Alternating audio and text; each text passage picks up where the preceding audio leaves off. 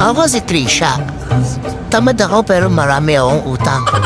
Kaya tara, samahan niyo akong magtrabaho. O loko, iba yung atake natin for today's video, charis. Hoy, tsaka yung utang ko sa credit card lang yun. Huwag kayong ano dyan. Hindi tayo nagle-lending for today's video. Char, nagpaliwanag si Bakla. By the way, this is morning dahil 6:45 nga ang ating pasok sa office. At medyo maaga nga akong dumadating dito sa Centris. Habang naglalakad niya ako, nakita ko na naman tong baboy na naka-heart na Dana. Nagugutom ako sa Samji. Charis. Medyo maaga pa nga nung nakarating ako, sumakay agad ako ng elevator at dumiretsong ako dito sa pantry. Medyo bangag-bangag pa nga tayo for today's video dahil sobrang aga niyan. 5 PM na palang yata yan eh. Kinuha ko na nga yung timba ko dito at nag-igib na nga ako ng tubig dun sa water dispenser. At sobrang laki nga nung dala-dala kong tumbler. Tinayda na, natapos na lahat ng kumuha ng tubig, nandito pa rin ako. Loho? Nagwa-water therapy kasi ako ngayon kasi nga malapit na yung medical namin. Kinakabahan na naman niya ako sa mga findings. Tanahida na nung last, meron daw akong scoliosis na mild, tapos meron daw akong mild UTI. Tinahida na lahat ng sakit yata binigay na sa akin. Charis. Nung napuno ko na nga yung timba ko, pumunta na nga agad ako sa workstation ko at kumain na muna ako. May baon ako ngayon, beef tapa o di mo kaya. Nag-setup na nga ako dito ng aking workstation at dahil medyo maaga pa nga, chill muna tayo. Maya-maya nga lang, napakabilis ng oras sa lunch break ko na nga. Kaya pumunta na kagad ako dito sa pantry at iinit ko nga tong baon ko. Di ka naman kasi naubos to kanina dahil nga sa sobrang dami. Diyos ko, pwedeng breakfast, lunch, tsaka merienda. Ininit ko na nga dito sa microwave yung baon ko at loko. Dito lang ako matuto talaga mag-microwave. Wala namang microwave sa bahay. Pagkatapos ko ang iinit yung kinakain ko, bumalik na nga ako dito sa aking workstation at dito na nga lang ako kumain. Share ko nga lang pala sa inyo yung baon ko nga na itong beef tapa. Ito lang yung nabibili na frozen doon sa grocery store. Grocery store? Di mo kain grocery store, pure gold lang yan. Chares.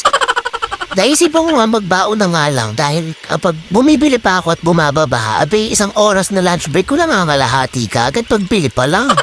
Kaya naman dito, kapag tagal mo ng lunch tubo agad, lafang ang person, ganoy. At in fairness, kahit frozen tapa lang to, lumalaban siya. Favorite ko talaga yung beef tapa. Share ko lang naman, charis.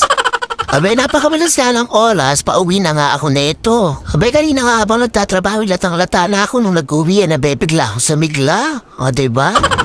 Kaya naman dating gawin, lumabas na ako ng building at naglakad na nga ako papuntang MRT. Naglalakad na nga ako neto papunta sa ako ng elevator dahil mag-elevator tayo, iniingal ako pag hagdan masyado mataas.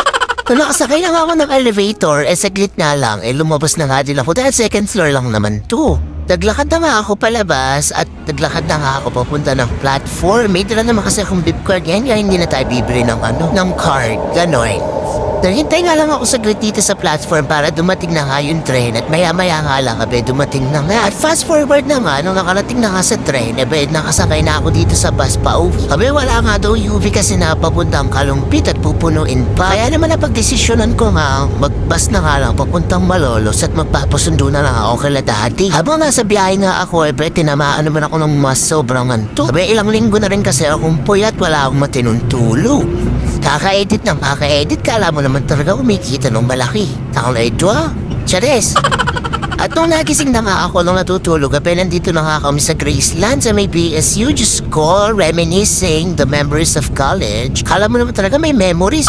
Lasing lang naman ako all that time for 5 years. Chares. Fast forward na nga, dito nga ako bumaba sa Walter Mart sa may Malolos dahil dito na nga lang ako nagpasundo sa kanila. May bibili nga din kasi yung kapatid ko na medyas nga daw na itim. Kasi senior high na siya, di na daw pwede yung puti. Kaya naman dali-dali na nga kaming pumasok at ang punta nga namin ito sa may department store. Sabi ko nga dapat sa Robinson sila bumili Tinatamad na daw silang mag-drive dito na lang mas malapit. Sumakay na nga kami ng elevator at dahil ang department store nga ay nandun sa may second floor. Di pa nga kami nakakarating sa second floor. May natatanong na agad yung ate ko ng mga kainan. Diyos ko, nagtuturo ka agad siya yun. Pumasok na nga muna kami dito sa may department store dahil nabibili nga daw muna ng medyas yung kapatid ko. Naghanap na nga kami niya ng medyas na itim. Dahil nga daw itim daw yung kailangan sa CI, ewan ko ba?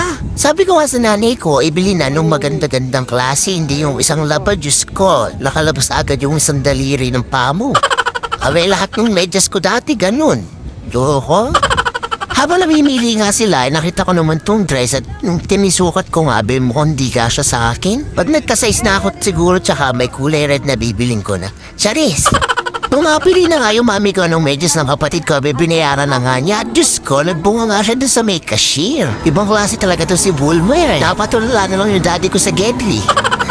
At after nga namin mamili, pumunta nga kami dito dahil gusto nga daw nila kumain ng noodles. Umorder na nga kami ng tigi-tigisa dahil titikman niya lang namin. Favorite na favorite ng ate ko to. Kung naman nauumay ako dito, kumain na ako neto dun sa may Centris Hindi ko nagustuhan na. Diyos ko, hanggang pinabukasan dinidighay ko yung chili garlic nila. My God. At nagulat nga ako, in-order din nila ako, kaya kinain ko na lang din. Sayang, huwag kayo nagsasayang ng pagkain eh. Medyo effect naman, mga 7 out of 10. Charis! After nga kumain ng noodles, bumaba naman nga kami dito dahil nagkikrave nga daw ng ice cream ng ate ko. Diyos ko, konting kubot nagkikrave to. Bulag, lapad mo para kang papag. Bumili ka din pala yung daddy ko. Diyos ko, PDA talaga yung dalawa na to, kala mo teenager. Bakit to hire siya yung Jaya? Bakit ikaw? Ganon. Tamang food trip na naman niya ang mga iti. Ito naman yung kapatid kong medyo madalang at sa kanya nga chocolate nga lang. Medyo shy type nga to kapatid ko, sabi ko nga tumingin sa camera ko, kutongan ko siya. Kaya tumingin naman. After nga nilang mag-ice yung bumili ako nitong potato corner at yun lang, tapos na. O Bessie, follow mo na tong page ko. Go!